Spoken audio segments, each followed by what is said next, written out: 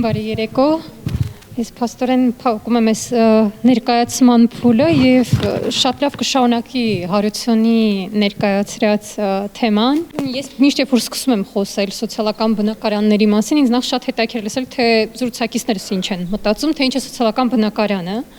Այսօր այդ զրույցը ոնց որ թե հետո տեղի կունենա, բայց ոնց որ թե երբ որ սկսում ես հարցերը տալ ու երբ որ սկսում են արդեն հարցերի պատասխանների շուրջ մտածել, արդեն իսկ միտքը ճիշտ ուղղությամբ է գնում կամ գոնե իմ տեսակետից ճիշտ ուղղությամբ, թե ինչ է սոցիալական բնակարանը, ովքեր պետք է լինեն դրանից օգտվողները, ովքեր են տրամադրողները, ֆինանսավորման ինչ մեխանիզմներով պիտի ստեղծվի, պահպանվի։ Իրականում ժամանակի ընթացքում շատ փոխվել է իհարկե սոցիալական բնակարանի մասին պատկերացումը, եւ երբ ասում ենք ժամանակի ընթացքում մոտ 100 տարի եւ մի քիչ ավել պատկերացրեք, բայց այնինչ վստահ կարող ենք ասել, դա այն մոդելները սոցիալական բնակարանների, որոնք մենք ուսումնասիրում ենք որպես հաջողված եւ փորձում ենք տեղայնացնել, դրանք ներառական մոդելներն են։ Այսինքն այն մոդելները, որոնք իսկապես որպես նպատակ ունեն տուն բոլորի համար գաղափարը, եւ հենց սա է, որ թույլ է տալիս խուսափել տարբեր տեսակ ստիգմաներից, տներ փախստականների համար կամ տներ տեղահանվածների համար, տներ աղքատների համար կամ որևէ խմբի համար, պայմանված իրենց եկամտով, իրենց ազգությամբ կամ իրենց կրոնով։ Հիմա մեր կազմակերպությունը HFX-ը ներգրաված է մի գործընթացում, որը ուղղված է Հայաստանում այդպիսի մի ներառական մոդելի ներդրմանը, եւ իհարկե սրա շարժառիթը եղավ Արցախյան վերջին պատերազմը եւ դրանով պայմանավորված այդ լայնածավալ տեղահանությունը, ու հենց այդ իրական խնդիրներն են, որ այս գործընթացն իրական դարձրեցին, որ հասել ենք այն փուլին, որին որ արդեն հասել ենք։ Մեր մոդելը իր արմատներով գնում է Վիեննայի մոդելին, սա թե աշխարհում ամենահայտնի եւ ամենացանկալի մոդելն է, ամենաշատ ուսումնասիրված, անհնար է խոսել եւ թե սոցիալական բնական의 մասին ու չխոսել այս մոդելի մասին, շատ երկրներ փորձում են կրկնօրինակել, տեղայնացնել այս նույն համակարգը, նաեւ երբ որ մենք խոսում ենք այս մոդելի մասին, որի վրա աշխատում ենք Հայաստանի համատեքստում, մեզ համար շատ կարեւոր է բացատրել, թե արմատները ուր են գնում, թե ինչի մասին է սա, որ փոխվի նախ սոցիալական բնակարանների մասին պատկերացումը, թե ինչ կարող է լինել սոցիալական բնակարանը եւ նաեւ ինչ է որ սա լուծում է, որը տեղահանվածների տարբեր խնդիրներ կարող է լուծել։ Եվ երբ խոսում ենք Վիեննայի մոդելի մասին, պետք է մոտ 100 տարի հետ գնանք անցած դարի 20-30-ական թվականներ, այսպես կոչված Կարմիր Վիեննայի ժամանակաշրջան, երբ սոցիալ-դեմոկրատական աշխատավորների կուսակցությունն էր գցի ամբողջ քաղաքը կառավարում եւ իրենք ունեին այդպիսի մի միտք աշխատավորների դասի համար ստեղծել բնակարաններ, արժանապատիվ բնակարաններ,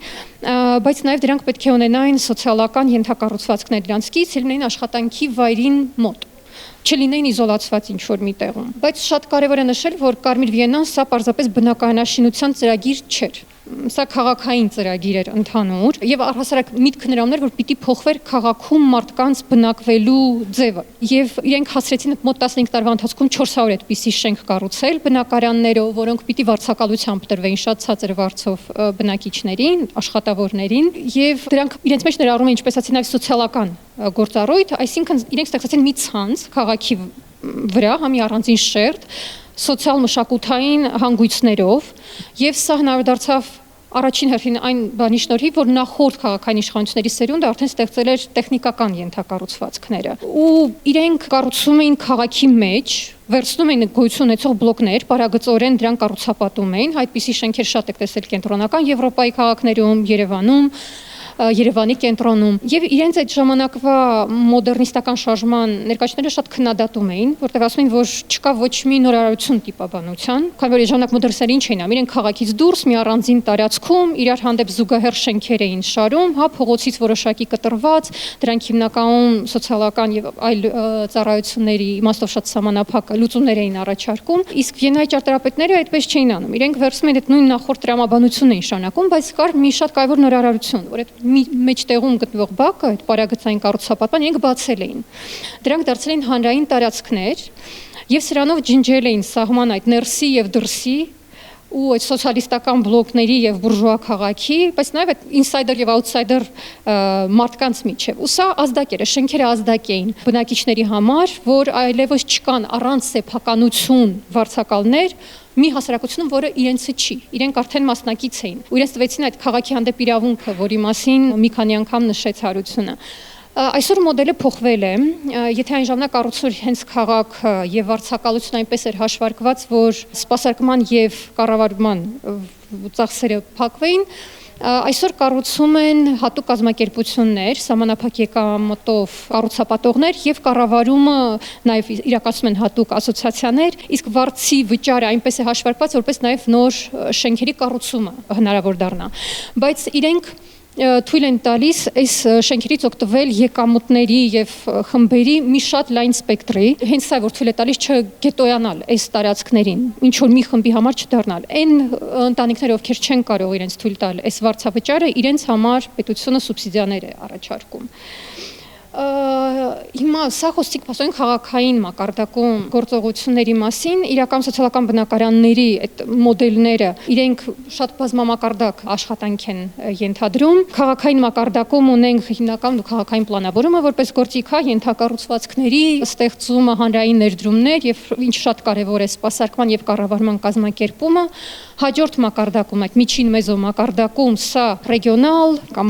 մետրոպոլիտեն կամ ազգային մակարդակն է, այստեղ արդեն ներքին միգրացիաներն են կազմակերպվում, կառավարվում եւ նաեւ առօրյա երթևեկությունը, տնից աշխատանքի վայր, ուսման վայր եւ հակառակ ուղղությամբ։ Եվ վերջին մակարդակը դա արդեն մակրո մակարդակում ազգային ու վերազգային մակարդակն է, հենց այստեղ են տեղ ունենում բոլոր այն կանոնակարգերի մշակումը,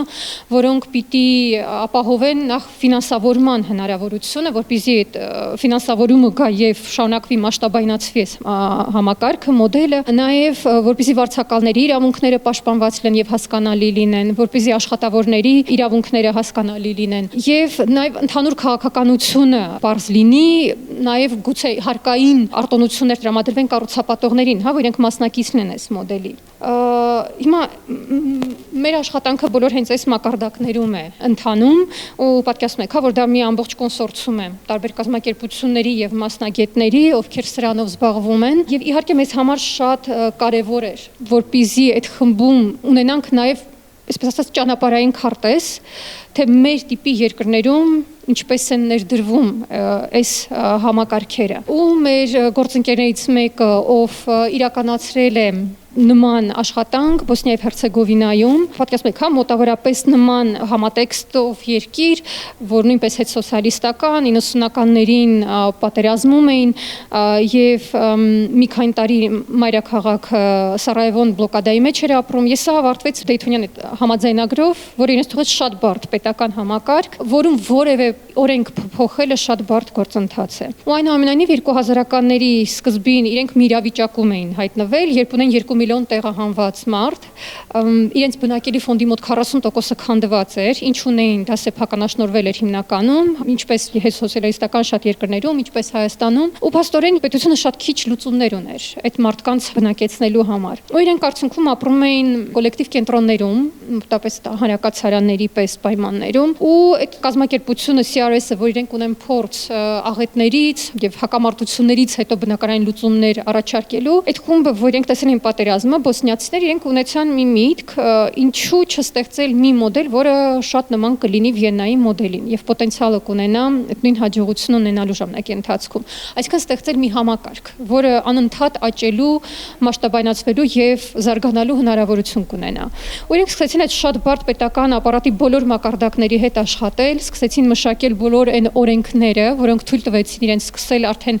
ներգրավել ֆինանսավորումը, որը թույլ տվեց իրենց տարբեր համայնքներում կառուցել այս պահին, չեմ սխալվում, մոտ 3500 միավոր բնակելի եւ բոլոր այդ կոլեկտիվ կենտրոնները փակեցին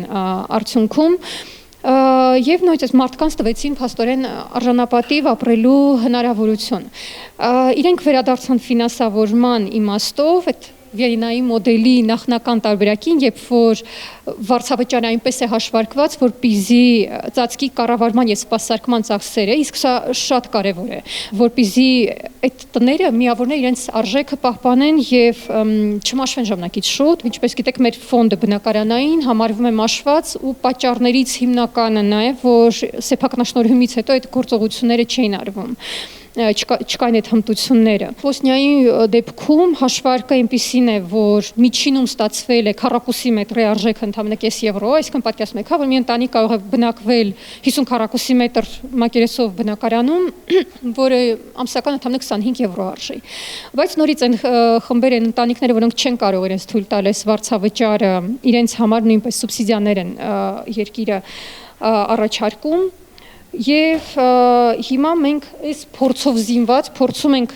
նման մի մոդել տեղայնացնել Հայաստանում ու ընտրել մի քանի համայնք, որոնցում կան պետական սեփականություն հանդիսացող շենքեր, որոնք պիտի վերափոխվեն որպես սոցիալական բնակարան։ Իհարկե մեզ համար շատ կարևոր էր, որ դրանք պիտի տեղադրված լինեին քաղաքում այնպիսի վայրերում, որպեսզի ենթակառուցվածքներով լավ սպասարկված լինեն, ունենան մոտ դպրոցներ, մանկապարտեզներ, որպեսզի նաև մարդիկ ունենան հնարավորություն աշխատանք հեշտ գտնելու։ Եվ երբ որ մենք Բոսնիայում այդ պետական տարբեր մակարդակներում հարցնում ենք ձեր ամենակարևոր քաղաց 3 դասերը որոնք են այս մոդելի հետ աշխատելու, իրենք ասում են գտնվելու վայր։ Իրենք հասկացել էին, որ սա շատ կարևոր է այդ մարդկանց ներառվելու համար հասարակությունում։ Հիմա առաջին շենքը, որ ընտրել ենք, սա գտնվում է Արտաշատում եւ մեկ կազմակերպությունը HFX արդեն մշակել է տեխնիկական առաջադրանքը շենքի համար, արդեն հայտարարել ենք նախավորակավորման առաջին փուլը, եթե այստեղ կան ճարտարապետներ կամ շինարարության բնագավառից մարդիկ, խնդրեմ մեկ դուք էլ մասնակցեք, հաջորդ փուլում արդեն բուն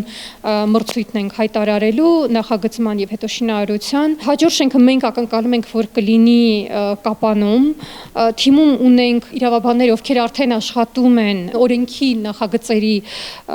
վերափոխման վրա եւ դրական կողմերից նաեւ որ մենք Հայաստանում ունենք սոցիալական բնակարանների մասին օրենք։ Դրանք պետք է ուղղակի բարելավեն եւ փոփոխվեն։ Թիմում ունենք նաեւ մասնագետ, ով զբաղվում է սոցիալական ներառմամբ եւ գենդերային հավասարության հարցերով, ով ինքը արդեն իր վերլուծությունը կիրականացնի։